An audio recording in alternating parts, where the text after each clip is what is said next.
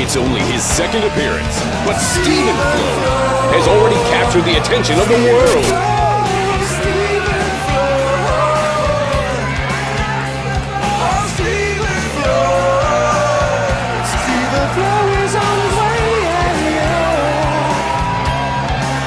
But what's next for the grunge-inspired super wrestler?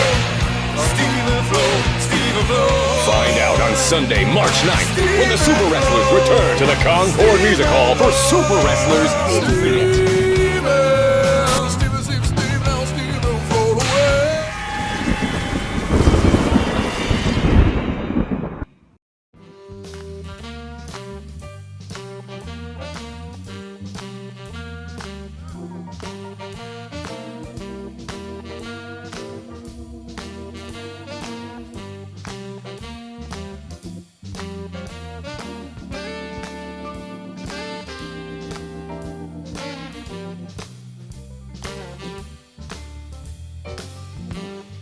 Welcome to the Iconoclastic Wrestling Podcast.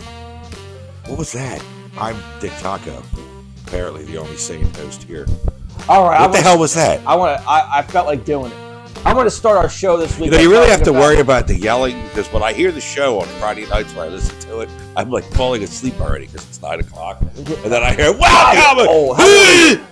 You say I'm the one that's like an 85-year-old Dude, I got an hour and 10-minute drive one way to work.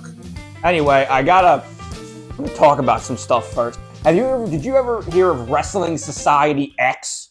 Yeah, was Hulk Hogan have something to do with that? No.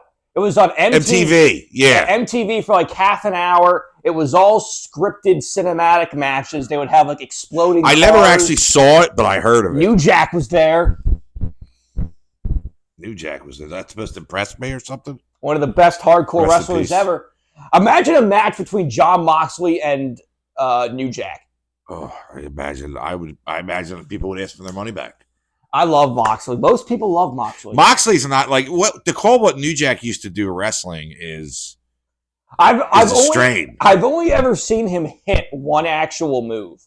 I saw him do a suplex once in a match. Yeah, the rest of it, like he would dive off like the bleachers or something. And then hit people with weapons. He dove on Mustafa at the fucking Asbury Park Convention Center in Living Dangerously 99. They had the perfect, because they used to shoot from handhelds with that. The guy must have been down on fucking Mustafa's chest looking up because it was fucking up there. The mean Mustafa! Oh my God! But he dove on him. The gangsters. And I don't even think he was on a table. I think he was on the concrete. The Gangstanators is. That's him and Cronus. But the Danbury fall was scary. When Vic Grimes, he tried to pull him down and he put him down. He goes right on. Okay, so I want to talk about Journey of Wrestling. So that video game. Yeah, we talked about this probably about 6 months ago. I think. This is it's free, but the paid version's way better. I haven't got the paid version yet. But how do you know it's way better? Well, it's only like $5 on Steam. I got to remember to buy it. You could play it through a browser too, can't you? Yeah, but that's only the free version. Yeah, because you told me about that. I tried it one time. It was pretty cool though. Now it's constantly being updated because the way it works is there's different scenarios that people make. Yeah, and you can play in the different scenarios with different promotions. So like here are the most popular ones. These are the ones you should play because these are the ones that get the most updates. Modern Wrestling, which is way too big to be manageable for me. You can play as everyone from AEW, CMLL, NJPW, NOAH, AAA, GCW, AJPW, PWA, Dragon Gate, DDT, BJW, DPW, Marigold, WXW, TNA, MLW, Defy, NWA, and Red Pro. UPS, UFCW, United Food Commercial Workers And then you Union, can have the 30. other promotions be competitors. And then you can trade with them and sign contracts. That's cool. I tried doing this. I tried playing as AEW. I couldn't even get started because the roster is way too fucking big. And there's like 10 fucking titles. The roster's way too fucking big, huh? I agree with you. We got to cut people. Because you also got to have all the Ring of Honor belts. No, you don't. No, I'm talking about in the game. Oh my God, they're in there too? Yes. See, that's bullshit. That should be an option to have like a developmental or another league within it. You should. Well, there is a developmental system. I'll explain that right now. Wow. Here's the one I've played a lot, the Genesis of the Attitude Era. Oh, that's cool. Which starts December 1997. So this has WCW, WWF, All Japan, New Japan, and ECW. All Japan and ECW at this point, are kind of at their peaks. So let me start this. So let's start here as All Japan. I'll just read to you the rosters. These are insane. Click new game. Oh, no. I have to popular. Because then there's also, I'll tell you about the Ruthless Aggression scenario, which I only played because that has Ring of Honor in 2004. So it's crazy. So here we go. It's loading.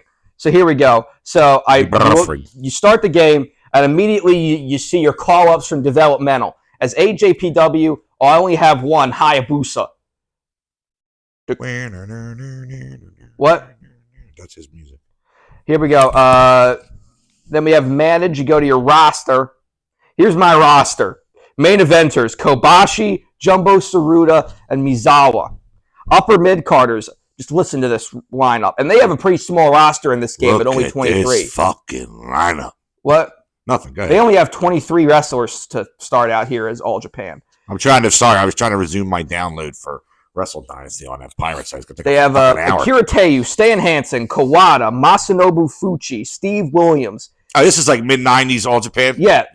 Yoshinari Ogawa, Mighty Inoue, Yoshihiro Takayama, Tsuyoshi Kuchi, Jun Akiyama, Gary Albright, Yusuke Kimura, Wolf Hawkfield. Gary Alberto! That's the way they used to introduce him over there. Wolf Hawkfield, who's a character in Virtual Fighter. Yes. Satoru Osako, Mitsuo Momoda, Tako Amori, Kamala, Maso Inoue, Johnny Ace, and Johnny Smith. Yeah, that's Johnny Smith is the cousin. He was in the new British Bulldogs with Dynamite. And they had to change their name to the British Bruisers. And then you can check the other rosters here. So like WWF has 94 people. Yeah. WCW has 113. Now what's this, around the same time? Yeah. So like, here we go. WCW's main eventers are Hogan, Sting, Savage, Flair, Hart, Hall, Nash, Luger, Piper, Hennig, the Giant, and DDP. ECW has only one main eventer, Shane Douglas, but then has a bunch of mid-carders. The Sandman, Masato Tanaka, who starts out injured, returning in 2 to 6 months from an injury. Where, in FMW? I guess.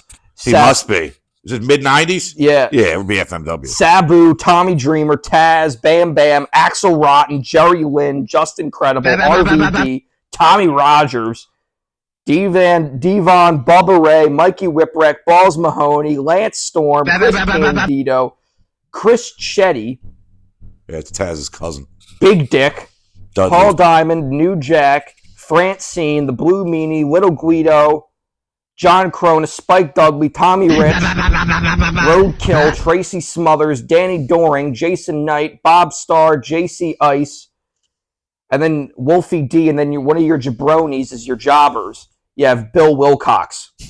I don't know who that is. Me neither. And then, but now John Finnegan. But now your training roster, you have Mike Awesome and Super Crazy. You can call up right at the start. So I mean, that's pretty crazy. Awesome. He's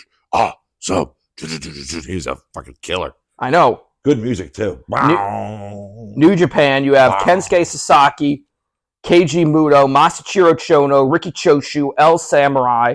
All right, I think we get it. Sounds like an awesome game, and I did play the free version once. No, but I forget what I did, though. I think I did ECW in mid-90s, like 95, where Benoit and all them before they went over to WCW. You can do Genesis of Austin. You can do Austin 316. Has more ECW guys. Yeah, because he starts there, right? Yeah, you can make him a main eventer in ECW. Now, I do just want to look here at the Ring of Honor roster, because you could start in Ring of Honor in 2004.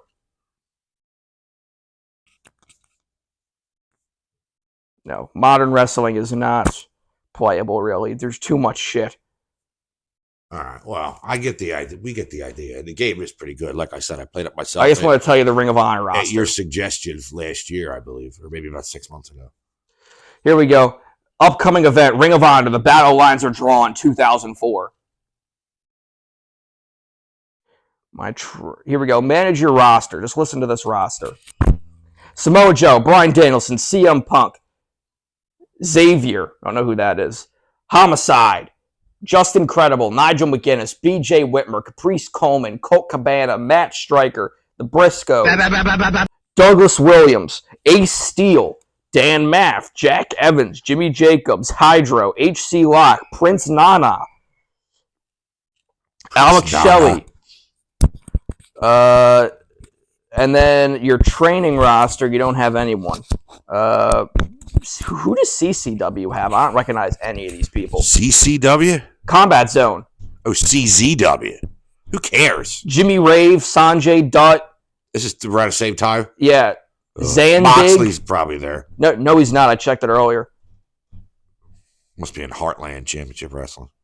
Sticking up to join over in the Ohio Valley area. I gotta ask, why do you fucking hate him so much? Because he sucks. No, he doesn't. That's your opinion. Opinions are like assholes. Everybody has one. He is one of the best wrestlers alive today. Just because you like him does not mean he's the best wrestler. I personally loathe him. Because he's bald and you don't like bald wrestlers. Oh, that's not true at all.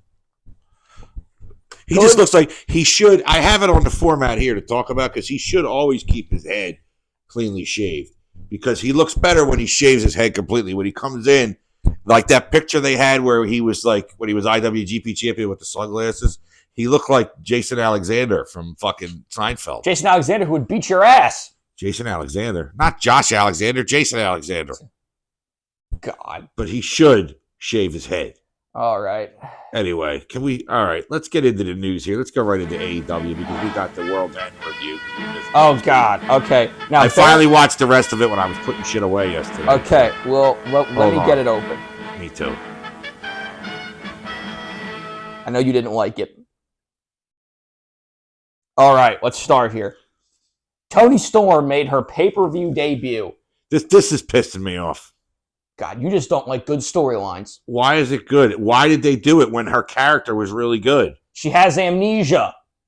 And what, they're going to bring her back at some point like that? She's going to get hit on the head? It's going to be like Flintstone's episode where he gets hit on the head and becomes Federico Flintstone, the Italian race car driver? Or maybe then he gets hit back on the head and he's Fred again? Or maybe they're going to do like with Matt Hardy where they put him and they dunked him in the pool. Oh, for Christ's sake.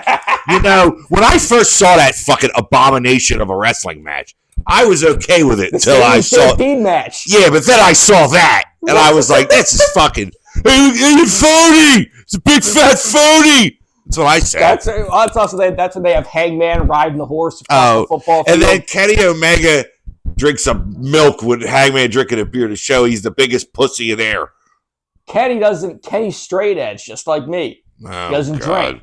And then someone chased Sammy Guevara on a golf cart and ran him over. Was that one of the Bucks? Maybe. Wasn't it the Elite versus the Inner Circle? It was the Elite with Matt Hardy versus the Inner Circle. Was that the one where Jericho's almost as fat ass was rappelling down the scoreboard at Alltel Stadium? I think so, because that's where that was scary for a minute for me there. They were supposed to do the first ever Blood and Guts match, but because of the pandemic, they didn't want to have everyone in close quarters in the cage. So they did it outside at the football field. And the first Blood and Guts match ended up being the Inner Circle versus the Pinnacle later on. All right, the Toni Storm match, her debut against Layla Gray, I did not see. Neither did I. I did not. I saw her interviewed backstage later talking about her first experience, and I just immediately lost interest because I was a really big fan of her. Like the Three Faces of Foley gimmick. She'll jump between the Toni Storm gimmick and Timeless Toni Storm. Okay, like Jekyll and Hyde. Jeff Jarrett beating QT Marshall. I did see that. And he's announced later on Dynamite, the first Dynamite on Max, that he has now signed his final ever wrestling contract. And that he's going to try to go for one last run as a world champion. And he's going to enter the Casino Gauntlet match to get a shot at Moxie's belt at Maximum Carnage. They should totally use the music. I know.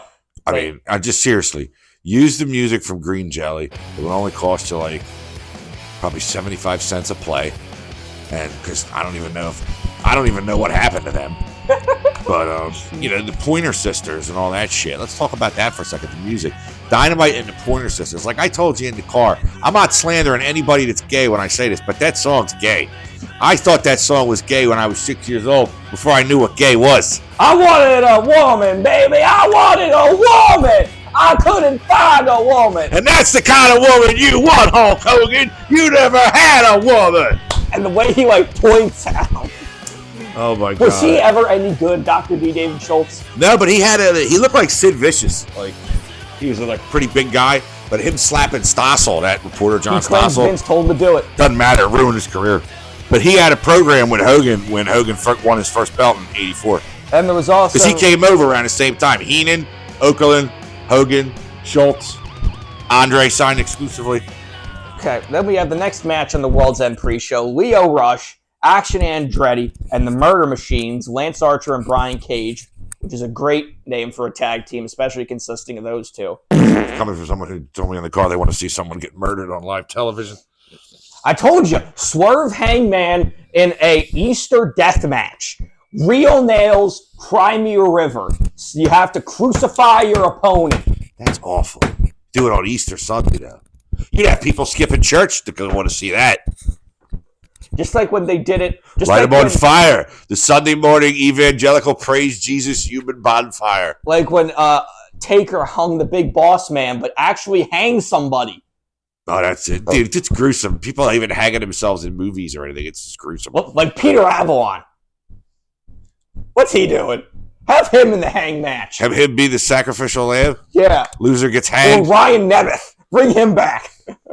Yeah, Peter Avalon and Ryan Nemeth have to fight to basically stay alive. Not in the business, for real. Have to fight against Moxley and Claudio. The death. Or you have loser gets beheaded, right? Like in the old days. And no, you have like 5 numbered holes, and the mob can bet on it, which hole the head's going to roll into. And then, or we can have Moxley, and when Danielson comes back, Moxley versus Danielson in a Taipei death match. Tie your shoes death match. Why do you hate Moxley? Anyway, let's get to the regular show. Ospreay and Fletcher was the hottest match of the night. Great match, but the crowd, that's the loudest the crowd was all night. They went. Then we had Okada defeated Ricochet, another really good match.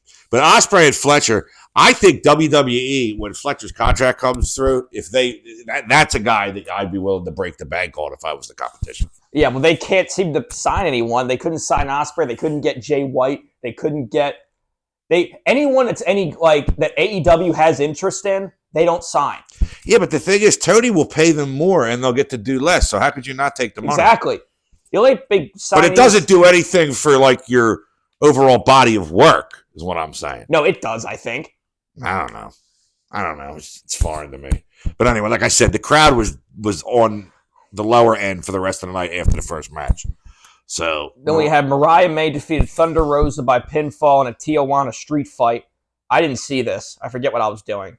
I purposely I think I turned this off. This is time to take a dump. MJF defeated Adam Cole with Matt Taven and Mike Bennett. I just was not paying attention to this. I watched this. This needs to go away. It is and done I don't now. think it is. It is done. Good.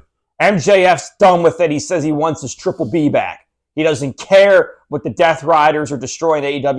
He doesn't give a shit about that. He just wants his Triple B back. What's his Triple B? The Big Burberry belt, the World Championship. When he was World Champion, they had the Big Burberry belt with the Burberry strap. Yes, I remember. Konosuke Takeshita defeated Powerhouse Hobbs. He actually made Hobbs look good, which isn't easy. Takeshita, the new shirt, did you see it? You can't even see the A. It looks like it says take a shit. Not even kidding. Mercedes Moné defeated Chris Statlander. I did not want to see that again. I don't know why everybody's saying that her matches are great all of a sudden. The longest ever women's match in AEW history, 24 minutes, 35 seconds.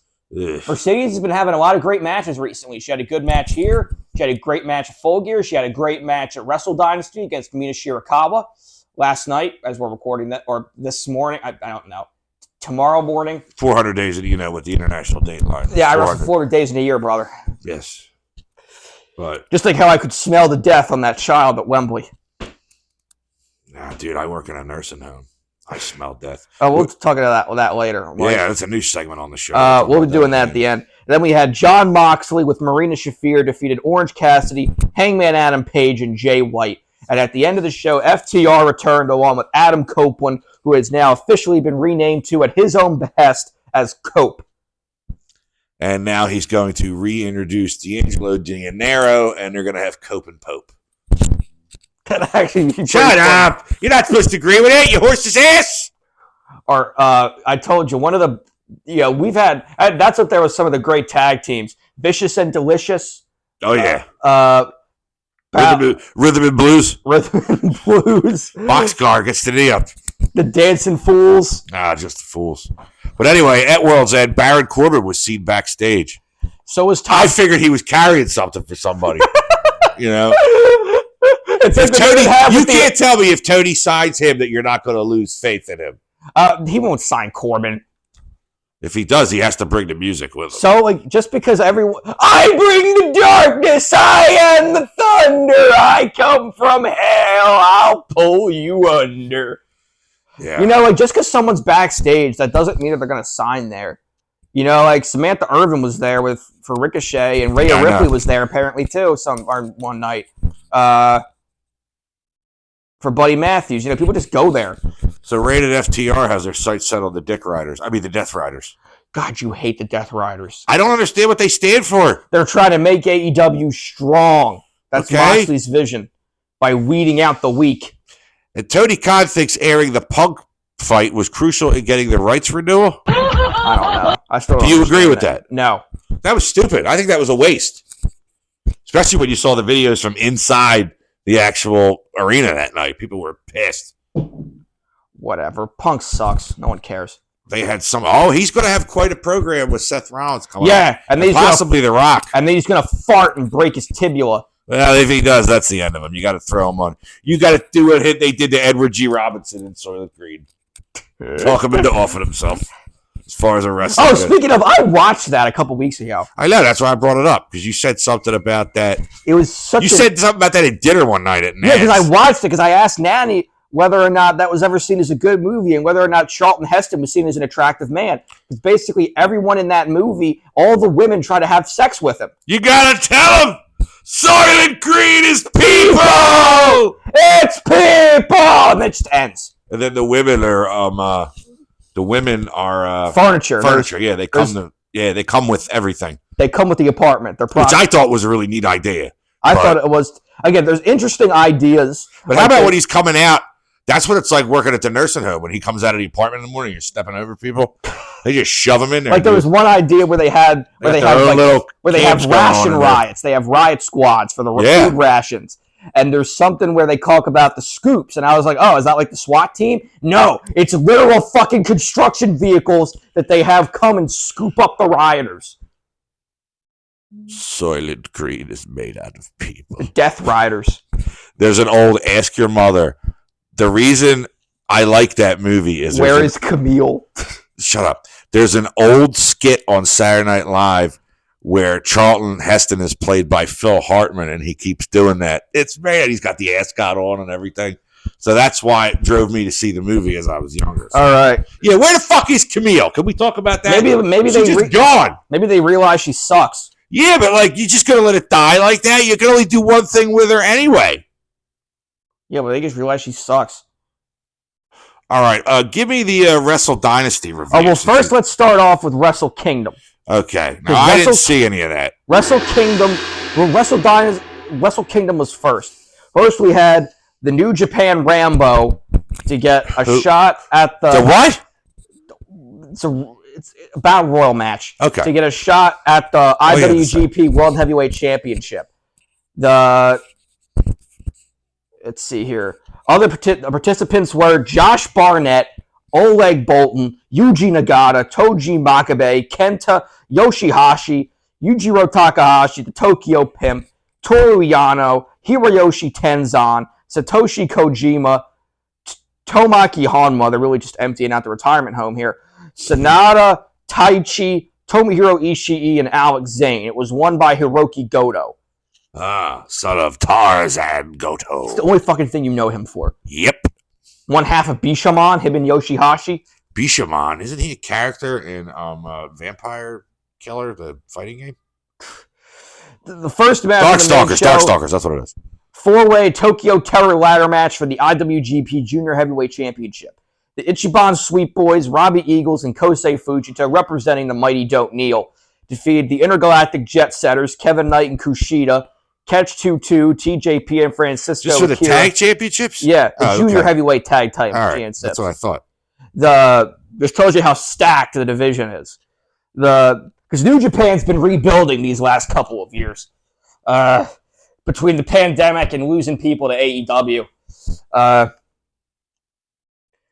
And the Bullet Club War Dogs, Clark Connors and Joel Maloney. Mayu Iwatani defeated AZM by pinfall for the IWGP Women's Championship. El Phantasmo with Jado defeated Jado and Guido? Yes, who doesn't have anything else to do anymore because he used to be with the Gorillas of Destiny, and now that they're wasting away. They were a good tag team in FMW and ECW back in the day. They were also in AJPW. Oh. El Phantasmo with Jado defeated Ren Narita, the champion, Jeff Cobb, and Ryohei Oiwa for the NJPW World TV title. Hiroshi Tanahashi defeated Evil in a lumberjack death match. Had Tanahashi lost, he would have retired from in-ring competition immediately instead of next year's Wrestle Kingdom. He is not in good shape at all. Damn it. The Lumberjacks were Toru Yano, Oleg Bolton, Tiger Mask, Master Wato, Dick Togo, Mr. Wato? Jedi! Yujiro Takahashi, and Yoshinobu Kanemaru. Those names I actually know. At the end of the match, Katsuyori Shibata made his return to the Tokyo Dome to bail out Tanahashi. Where, out of prison? From being attacked.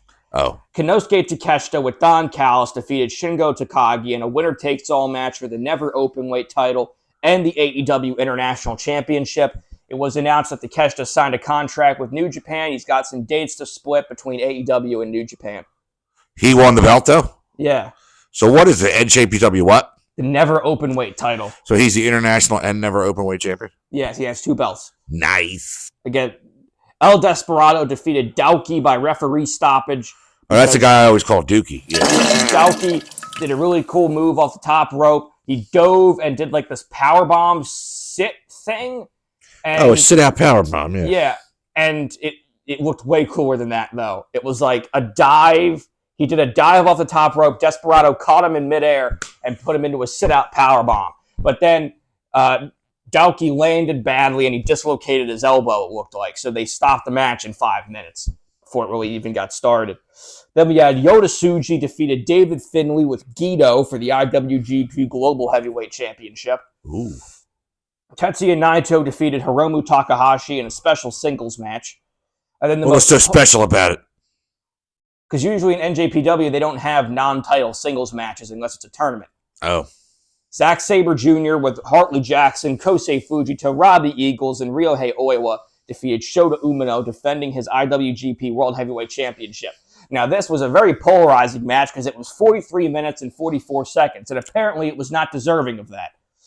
Really? Shota Umino was apparently not very good in it. I thought you watched it.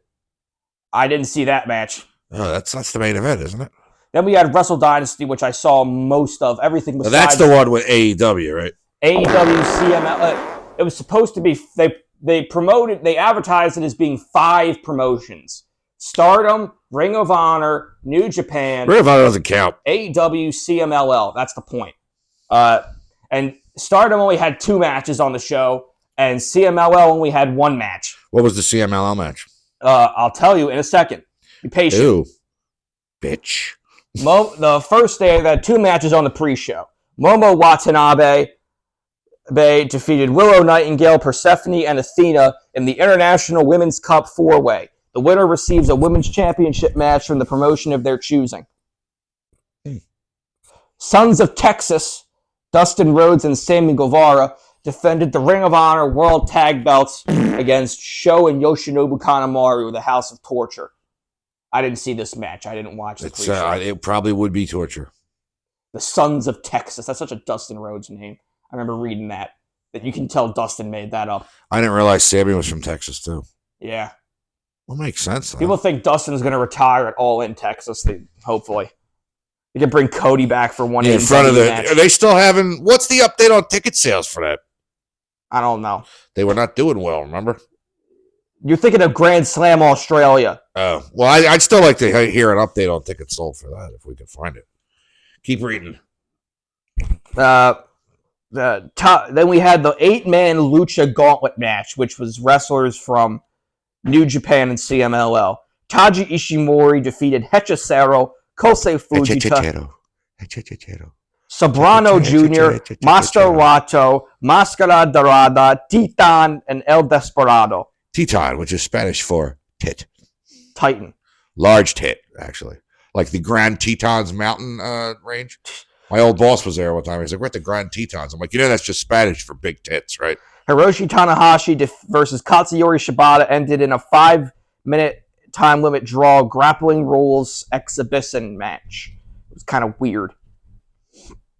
Mercedes Moné defeated Mina Shirakawa by pinfall, winner-take-all match for the Strong Women's title and the undisputed British Women's Championship. Mercedes Moné is now in her belt collector phase.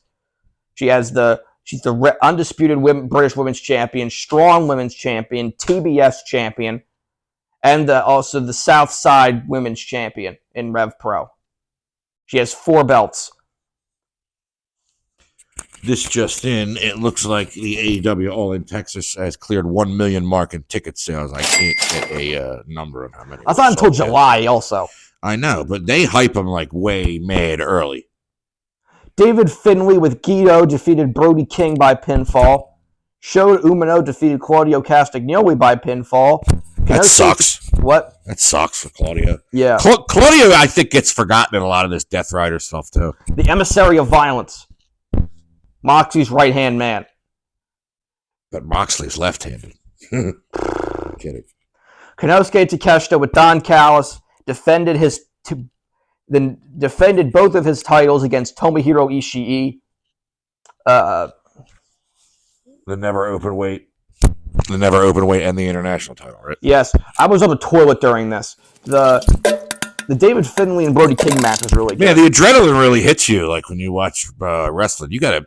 That time I watched it with you last time, you might as well just take it in our phone in there with you and watched it. Mercedes Moné and Mina Shirakawa was really good. Shota Umino and Claudio Castagnoli I was also on the toilet for. And then I came downstairs for the Young Bucks defeated United Empire and Great O'Khan and Jeff Cobb at Los Ingobernables de Japón. The winners fuckers and goobers of this year's tag league, Tetsuya Naito and Hiromu Takahashi in a 3-way match for the IWGP Tag Team Championships. The Bucks were way over. The people loved them over there in Japan. They were in better shape than they've been in months. They should just stay over there then. God, you hate them. I do. They had a great match. They did some good Meltzer drivers. The EVP trigger. The EVP trigger. The only thing it triggers is me. The Meltzer driver. Did you watch any of the New Year's Dynamite?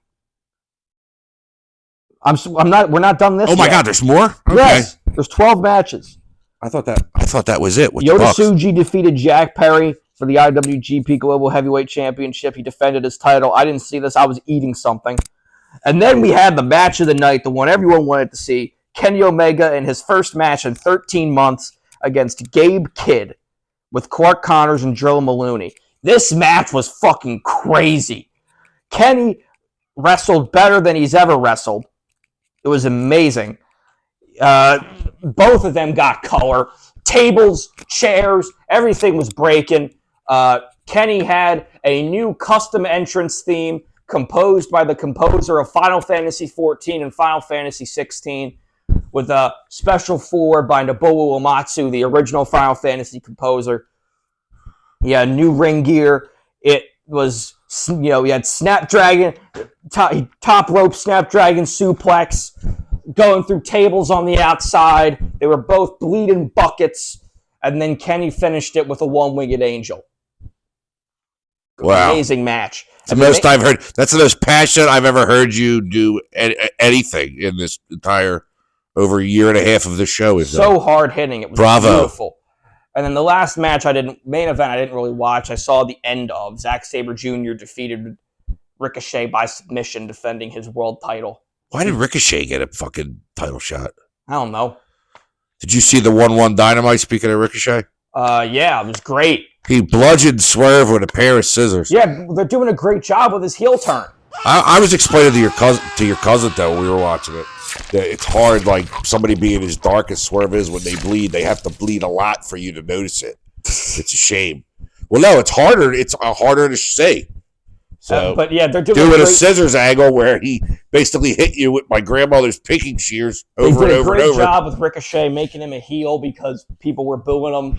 So AEW, just go with fans, and basically the point is that he's tired of getting bullied by Swerve and other people, like when they threw toilet paper at him. So it's an anti-bullying announcement, basically. I don't know. Did you see? They had a little bit different production.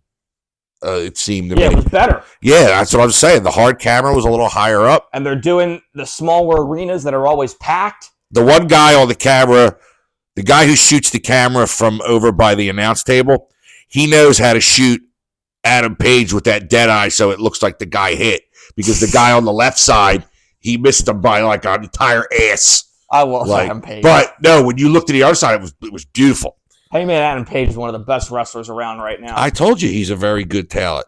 And he's also a very good heel ever since he's been doing his Psycho act. I don't think it's an act. He's just a drunk redneck. When he burned Swerve's house down. JoJo Offerman ring announced a dark match for the 1-4 collision. That's Bray Wyatt's widow. Yeah, I wonder what that's all about, though. Because they were still paying her after he died. Yeah, to get the merch. Yeah, well, absolutely. But speaking of the old Federation over there. I don't get what the whole thing they're doing is with the Whataburger 6. I don't even know. They're not doing anything. There's all this fucking hype. There's all this hype. What have they done? They shot Chad Gable. That was hilarious. But not really as good because he came back the next week. And then, like... Guys tear their ACL out for a whole season. Aren't they feuding with, like, Karrion Kross and The Miz or something? Yeah, I think it was The Miz, yeah. Let me see something here, because as we dive into the WWE news, let's see what the first Raw preview is on Netflix, which will be tomorrow from when we're recording. It'll already have... We already had the first 3-hour SmackDown. What's that on now? Is that on... SmackDown went to 3 hours? Yeah. Oh, sorry to hear that. Let's see here. Let's preview. SmackDown's 3 hours. Raw's 3 hours. NXT's 2 hours. 1/6/25. First Raw on Netflix. CM Punk versus Seth Rollins. Women's World Championship. Liv Morgan versus Rhea Ripley. Tribal Combat. Roman Reigns versus Solo. It's Don't probably look at when his The ass, Rock's coming back. Sure he is. Drew McIntyre versus Jey Uso. John Cena farewell tour begins. That is a fucking stacked show. Yeah, it's probably going to buffer and no one's going to be able to watch it. Rapper Travis Scott will perform live at the Intuit Dome, where he will debut the brand new WWE Raw theme song. Scott has 58 million followers on Instagram. Yeah. I'm trying to... Joe Tessitore and Wade Barrett will be the broadcast team. Hey, the only thing we got in good quality at that Netflix boxing thing was Mike Tyson's ass. That was ridiculous. I didn't even know what the hell that was when you sent it to me so early in the morning. What was Rikishi's ass and Mike Tyson's ass? Yeah, it was ridiculous. But yeah, that is a stacked show. I mean, like, and that gets you to want to watch it. Like, we always talk about AEW and their fucking, their issues with marketing because it's an actual. No, did Ring of Honor in the mid 2000s ever have good marketing? Oh, I don't know. I wasn't paying this close attention back then. Exactly. But they knew how to get people there. I never seen a company with a television program that has, like I said, maybe moving to the smaller arenas will help, hopefully. But I never seen it like supposed to be like a global wrestling powerhouse have trouble selling arenas that has wrestling as good as they do. It's just amazing. Don't you think? Hello? Mayday! Wake up! Stinky Pete, what? And did you see your favorite cashed in and won the. God, Barbie! Yeah, Toodles. She cashed in and beat my annoys favorite, the fuck out of walking me. love seat. The walking love seat, Nia Jax. I did see that on Reddit. Bianca Belair lifted Nia Jax off the top rope and put her on her shoulders and deposited her. I've been known to lift a girl or two that size in pools when I was drunk before. Not now. I'd be in fucking traction, but No, I despise Tiffany Stratton. yeah, well, they had to cash it in. They had to cash it in. They But were the thing teasing it is so that she's much. my age. Like, she's not that much older than me. So I don't know if she's had a bunch of plastic surgery like I think she has. And if she hasn't, that's even worse because that means her face just looks like that. Yeah, she should probably get plastic surgery then, right? No, it's like, it looks like she's had too much plastic surgery. She, like, barely emotes. She barely emotes. Like, she's like Nicole Kidman in the new Aquaman movie. She doesn't, like, her face can't fucking Nicole move. Kidman actually turned into one of those Stepford wives in that movie she was in. Did you ever see that with her No. and Matthew Broderick, like these robot wives? It's like, it's in the furniture Soylent Green vein, you know what I mean? All right, and finally, as I said on New Year's Day, we need some Vince news. Well, we have some here. Janelle Grant poised to shake WWE with lawsuit amendment against Vince McMahon and John Laurinaitis. Now, there hasn't been a whole lot of news on this. What's in the last couple amendment? days. I'm looking at it right now. I'm gonna read it to you here. Janelle Grant, former employee of WWE, intends to amend her initial lawsuit, which she filed last January alleging sex trafficking and graphic sexual assault against Vince McMahon. I wonder what they mean by graphic.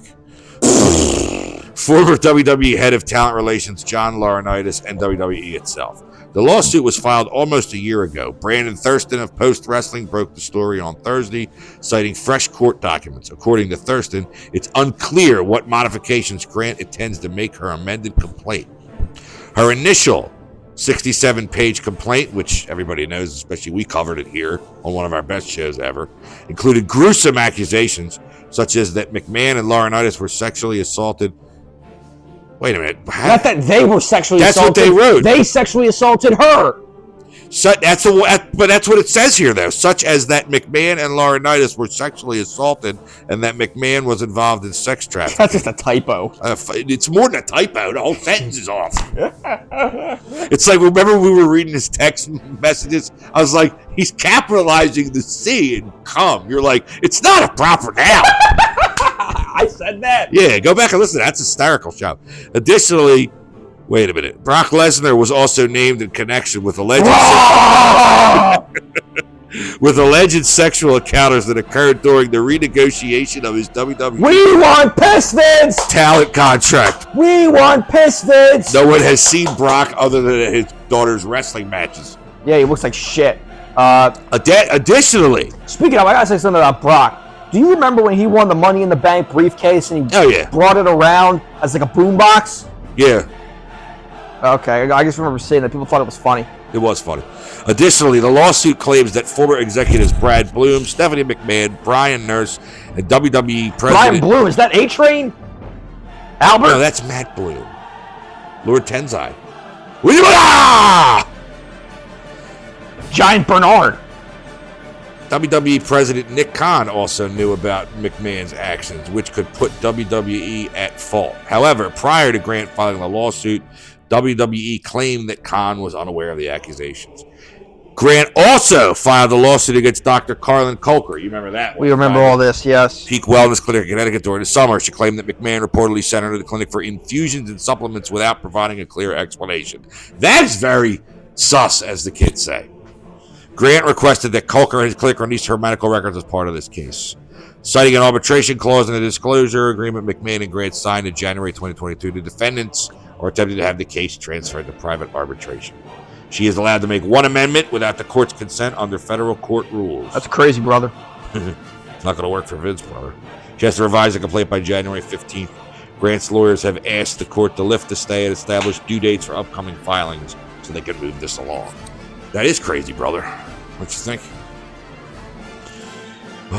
We're on the heels of a winter storm here as we're recording this. It's supposed to snow from here to Nebraska. You know that? That's quite a blanket of snow. That's crazy, brother. Stop that. I wanted a woman, Gene. I wanted a woman, but I couldn't find a woman. I found a bunch of men that look like women, and that's where you belong, Hulk Hogan. You never had a woman. Baby, you belong down in San Francisco. What's so funny, Gene? God, that's like the Hercules Billy Jack promo. You know, it's always the same old story. Just as Atlas and Samson cowered at my feet, Billy Jack Haynes, you're gonna feel the hurt. You're gonna feel the wrath here on the Pontiac Silverado. Get it right. It is Billy Jerk Haynes. Just for the record, it is Billy Jack Haynes. All right. Well, we got Tales from the Hole. Yeah, we got a new thing we're gonna do on the show here. As many of you don't know, part of this last night, I worked at a doctor's office in the local area for 18 years. Yeah, well, shitty eye doctor. Yeah, well, okay, well, be that neither here nor there. I worked for a shitty eye doctor for about 18 years. And, I was let go when he sold the practice. So for a couple months of summer I was working. Now I'm working in a different line of work. Yes, when you weren't working, you would just fucking text me all the time. Yeah, because I was finding out stuff for the show. That's when I was able to get so much stuff done for the show when I wasn't working. I would just sit here all Tuesday and edit the show. It was great. But now I work, I'm a finance director at a nursing home, which on the show we will just call it God's Waiting Room. Because that's basically what it is. I used to think Florida was that, but I talked to my nephew here. I wanted to talk about, I wanted to have Tales from the Home. I'm going to give you the topics. You want to pick one? Sure. My roommate's dead. Okay, let's start with that. I had to go down and get a woman's signature one day, right? And because you know when they live there, the state pays them to live there, but you have to take their social security. You basically take everything they have while they stay there. So I got her to sign it, and she pulls me real close. I'm wearing a mask because there's some kind of outbreak of some shit there, you know, in Diarrheaville. So that's another episode we'll do later, wasting away in Diarrheaville. But she pulls me in close, and she goes, "I think my roommate's dead." I'm like, no, she was dead. She's a zombie because she was fucking moving. And I was like, I think she's all right. Don't worry. I said, if I was ready to go over and lift her hand up and see if it fell, you know. But do the 3 count for the submission. See if she brings it up at the end like Hogan used to. It's not going to work for me, bro. His ability to the 80,000 Hulkamaniacs in the arena. Yeah, but that place, man, that's, I told your grandparents, I'm like, I'll quit work and take care of you before I put you in a place like that. Wasn't there something with someone refusing to bathe? Yeah, some lady, she was paying to live there because she had too much money and the state wouldn't pay for it through like insurance or nothing. So she called one of the nurses to call me and said she wasn't getting a bath until I came to talk to her. And I was like, okay. So I went down and talked to her. She goes, why do I have to pay this ridiculous amount to live there? I'm like, well, you obviously have too much money for the state. You know, it was ridiculous. And she's looking at the ground the whole time because her neck don't work right. You know, it's like... It's like I was watching Wrestle Dynasty last night and Ishii came out. Picture the island of misfit toys. And I was like, when Ishii came out, I was like, he doesn't have a neck. No, but remember that old Rudolph cartoon with the island of misfit toys? That's exactly what it's like there. One time, well, I'll tell you this one, and then we'll cut it off for today because we don't have that much to talk about. But I went through the door when I first started to work there, and they were all lined up in their wheelchairs to go outside. It looked like they were ready to fucking invade Normandy, like the fucking like Night of the Living Dead with wheels. I mean, they're like, "You taking us outside?" I'm like, "No, I don't even know you people." Oh, my God, but so ridiculous. I curse my old boss for selling the practice all the way up and down the highway when I go to work in the morning, especially tomorrow when I'm probably going to be driving in snow at 5:30 in the morning. That's crazy, brother. But anyway, it's good to be back here in 2025, though. So we'll be back again next week for another exciting episode. Good night, everybody. You gotta tell them, silent breed is people!